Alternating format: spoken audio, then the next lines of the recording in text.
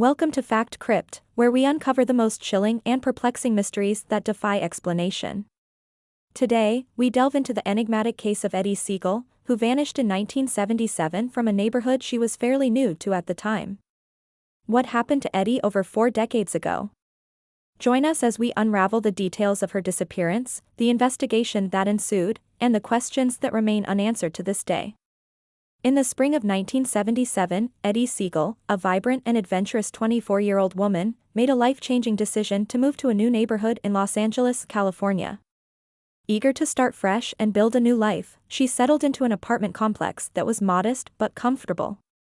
Eddy was known for her outgoing personality, making friends easily and bringing a spark of energy wherever she went. Eddy had only been living in her new neighborhood for a few months when, on the evening of October 15, 1977, she was seen returning home from her job at a local bookstore. She chatted briefly with a neighbor, exchanging pleasantries before heading into her apartment. This was the last time anyone would see Eddy Segall alive. The next morning, Eddy's neighbor, Mrs. Thompson, noticed that Eddy's apartment door was slightly ajar. Concerned, she knocked, but there was no response. Mrs. Thompson called out Eddy's name, but only silence greeted her. Unease growing, she decided to call the police. When officers arrived, they found no signs of forced entry or struggle inside Eddy's apartment. Her personal belongings, including her purse, keys, and a half-eaten dinner, were still there. It was as if she had simply vanished into thin air. The initial investigation turned up few clues, leaving both the police and Eddy's family baffled and desperate for answers. The LAPD launched an extensive search for Eddy, canvassing the neighborhood and interviewing anyone who might have seen or heard something unusual. Friends, family, and coworkers described Eddy as a responsible and cheerful person, with no known enemies or reasons to disappear voluntarily.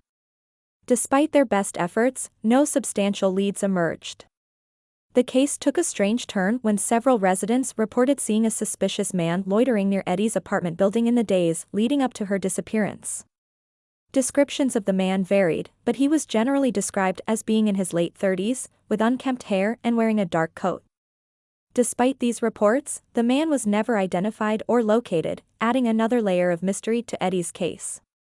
Eddy's family was devastated by her disappearance. Her parents, siblings, and friends organized search parties, distributed flyers, and made emotional pleas on local television, hoping for any information that might lead to Eddy's safe return. The community rallied around them, but as weeks turned into months, hope began to wane. In the absence of concrete evidence, various theories began to circulate. Some speculated that Eddy had been abducted by someone she knew, while others believed she might have been the victim of a random crime. The eerie and unexplained nature of her disappearance also gave rise to more outlandish theories, including the possibility of supernatural involvement or a secret life that Eddy had kept hidden from those close to her. One particularly intriguing theory suggested that Eddy might have stumbled upon something she wasn't supposed to see. Some residents recalled a series of strange activities in the neighborhood around the time of her disappearance, including unmarked vans and unknown individuals frequenting certain areas late at night. Could Eddy have inadvertently witnessed something illegal, leading to her abduction? As the investigation dragged on, the media's interest in Eddy's case waned, and the story gradually faded from the headlines. However, her family never gave up hope. They continued to push for answers, hiring private investigators and keeping Eddy's story alive in the public consciousness. Despite their efforts, the mystery remained unsolved. Decades passed, and Eddy's disappearance became a cold case. Advances in forensic technology and the advent of DNA analysis brought renewed hope to many cold cases, but Eddy's family received no such breakthroughs. The few pieces of physical evidence that existed provided no new leads, and the trail remained as cold as ever. In 2017, the 40th anniversary of Eddy's disappearance, a new generation of true crime enthusiasts took an interest in her case. Online forums and social media platforms buzzed with discussions and theories about what might have happened to Eddy. Amateur sleuths pored over old newspaper articles, police reports, and any available information, hoping to uncover a clue that had been overlooked. One significant development during this renewed interest was the emergence of previously unknown witnesses. An elderly man named Mr.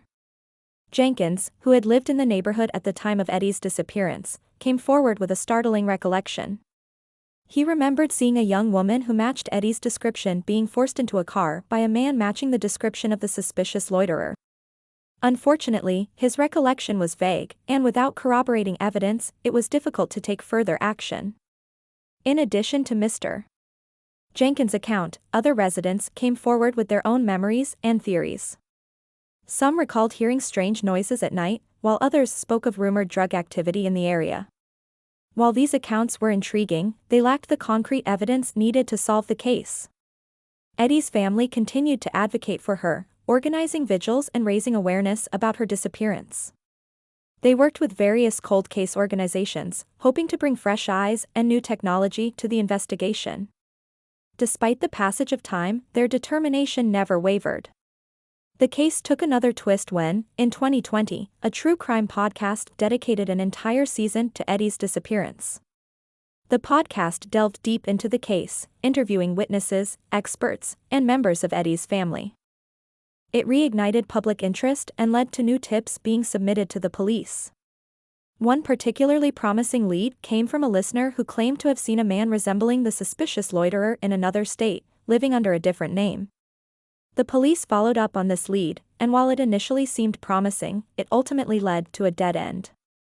The man in question had an alibi for the time of Eddy's disappearance, and there was no evidence linking him to the case. The investigation once again hit a standstill, leaving Eddy's family and supporters frustrated but undeterred. As we look back on Eddy Segall's disappearance over 4 decades later, we are reminded of the pain and uncertainty faced by families of missing persons. Eddy's case, like many others, highlights the challenges of solving cold cases and the importance of continued efforts to seek justice for the missing. Despite the lack of resolution, Eddy's story serves as a testament to the enduring love and determination of her family and the power of community in the face of tragedy. It also underscores the need for advancements in forensic technology and the importance of keeping cold cases in the public eye. The disappearance of Eddy Segall remains one of the most perplexing mysteries of our time. As we reflect on her story, we are reminded of the countless families who continue to search for their missing loved ones, never giving up hope. Thank you for joining us on this journey with Fact Crypt. Until next time, stay curious, stay vigilant, and remember that some mysteries are never meant to remain unsolved.